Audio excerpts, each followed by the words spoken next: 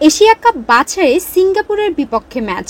সেই ম্যাচের আগে প্রস্তুতি নিয়ে ভুটানের সাথে খেলবে বাংলাদেশ। ভুটানের বিপক্ষে ম্যাচকে ঘিরে সব ধরনের প্রস্তুতি সম্পন্ন করেছে বাংলাদেশ।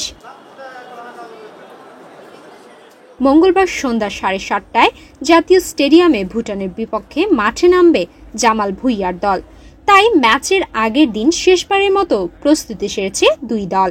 প্রথমে ভুটান এবং পরে প্রস্তুতি সারে হামজা চৌধুরী ও ফাহমিদুলরা।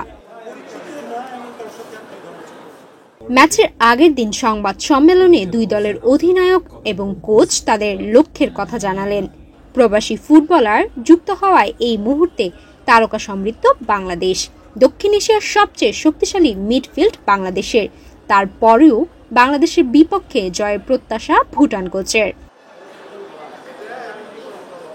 ভুটানের বিপক্ষে প্রস্তুতিমূলক ম্যাচ হলেও কোনোভাবেই ছাড় দিতে চান না হ্যাভিয়ের ক্যাব্রেরা।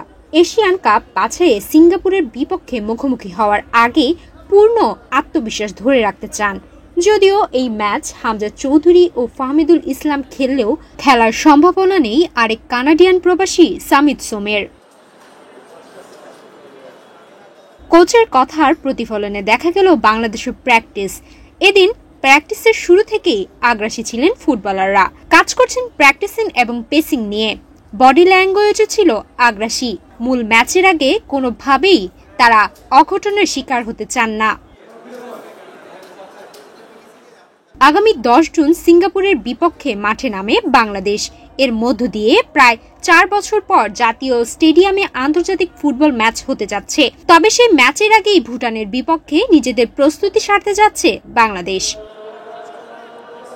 সুমায়া মিতু, বাংলাদেশ প্রতিদিন।